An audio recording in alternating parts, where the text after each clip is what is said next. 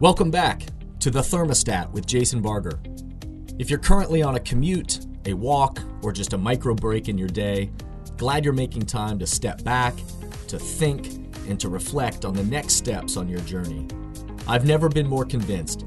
The best leaders and team cultures in the world are the ones that make time to step back and calibrate their thermostat.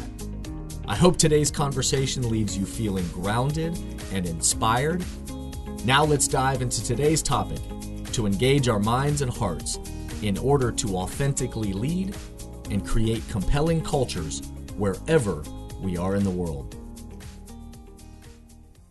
Did you know that the four major professional sports in the United States, the National Football League, National Basketball Association, National Hockey League, and Major League Baseball, have all seen a decline in total attendance in the last decade? In fact, Major League Baseball has had 7 straight seasons of declining attendance, losing another 10% this past season. But this decline doesn't always point to revenue. In fact, revenue is up. With TV contracts, internet packages, owned media, and sponsorships, revenue is actually up. So what does this tell us about the broader pop culture we live in today? Why are people not going to live sporting events as much as they used to? Is it because ticket prices are too high? Is it because HD television has made the view better from our couch than sitting in cold, wet, damp seats in the stadium? Is it because you can see all the highlights you want from that 4-hour game in 1 minute rather than the 5 hours it takes you to get to and from the game?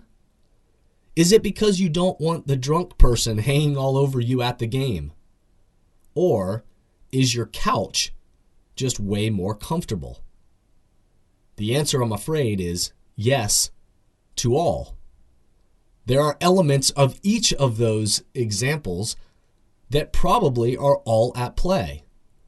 Elements of each of these statements might be true, and researchers now are trying to make sense of it all.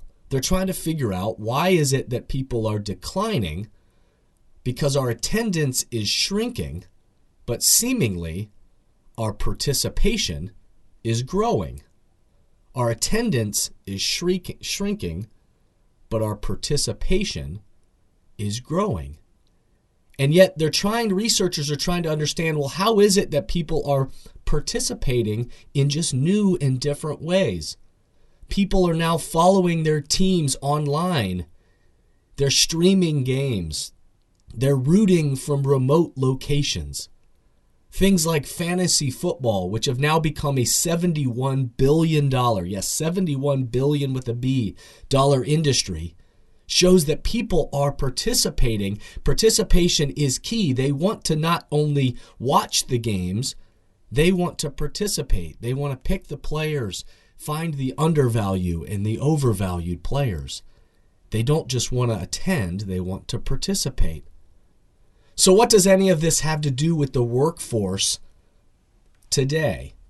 What does any of this have to do with the workforce? What does this have to do with leading people and creating compelling team and organizational cultures?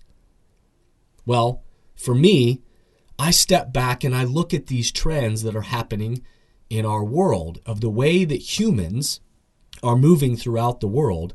And oh, by the way, humans, all an organization is a collection of humans. So if this is the way that we're moving outside the walls of our organizations, it's interesting for us to ask the question of, what does this mean for the way our humans are operating within our walls, and how does this impact the way we think about building teams and cultures?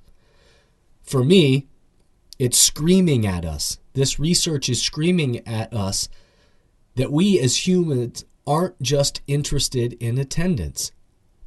We don't just want to attend, we want participation. We don't want just a certificate of attendance. We don't want just a badge that says we actually attended, where we sat and just witnessed a performance. Increasingly, that isn't enough. It isn't enough to just be there. It isn't enough to just attend. Increasingly, we want to participate. We want to be a part of the event, which is why so many stadiums and arenas now are focusing on that in-game experience of figuring out that it's not just about sitting back and performing and or cheering for your team, watching this performance that's playing out on the field or of play, but how is it that everyone in the stadium and in the arena, how is it that we're creating an experience that they participate in? Again, whether you think this is right or wrong or should be happening or shouldn't be happening isn't the question. The question is, it is happening. And so if this is the way that people are moving throughout the world outside of our walls, those same people are coming to work inside your walls. And so we need to understand, how do we help them participate? It also tells me that we have to honor the yin and the yang of our past and our future. We have to honor that yin and the yin of our past with the yang of our future. We have to acknowledge that people are now participating differently today than they ever have. Whether you like it or not, people are just participating differently in the world. And so they're participating online. They are a part of social media. They're in fantasy leagues. They're joining groups online of interests, etc., that they may have. And so we have to honor that difference. But at the same time, we also have to figure out, how do we honor the yang of the past and not lose fully that in-person experience that can never truly be replaced. And thus, the challenge of every team and organization in the world right now. How do we bring people out of just attendance and into participation?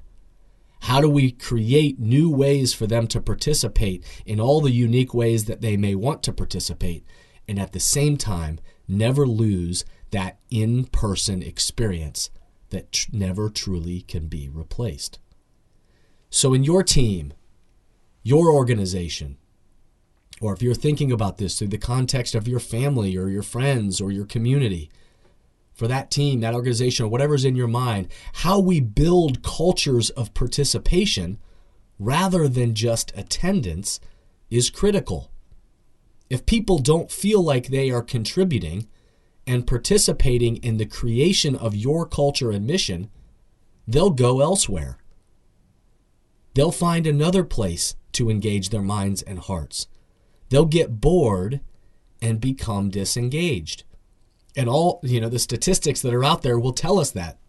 Some of Gallup's recent research about that 51% of employees are actively looking for a new job somewhere else. So your team members, if they are not feeling like they are participating, contributing, actively engaged in their mind and heart in your culture, they will not only look, but eventually go elsewhere.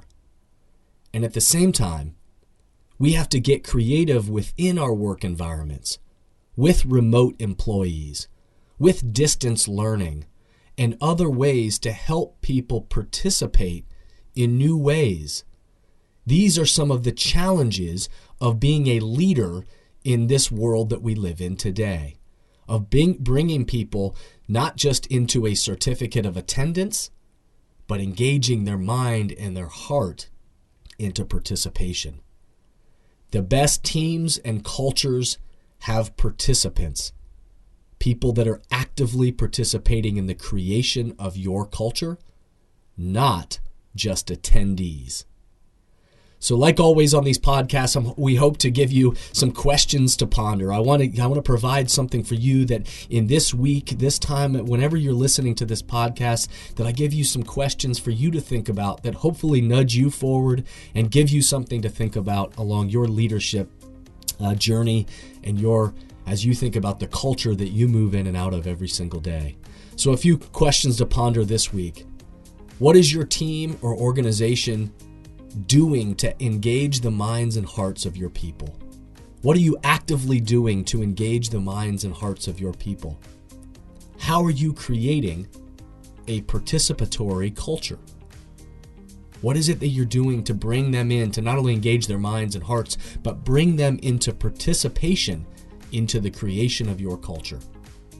Remember, attendance is shrinking because we don't just want to attend the event. We want to participate in the creation of the event.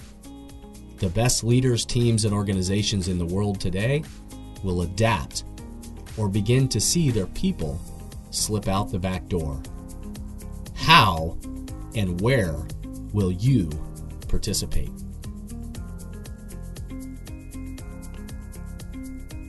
Thank you for listening to today's podcast, and I hope the messages and questions stimulate positive change along your path.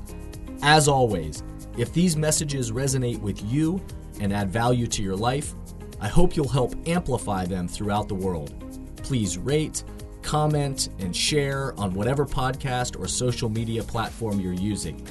And share this podcast with the people in your life or work who should be part of these conversations.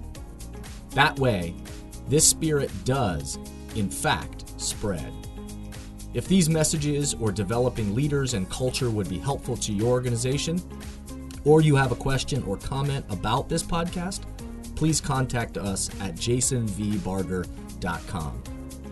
And remember, we all are ambassadors for the culture we want to create in our life and work. We have to own the vision we want to be a part of. The future of leadership is you, is me, is us.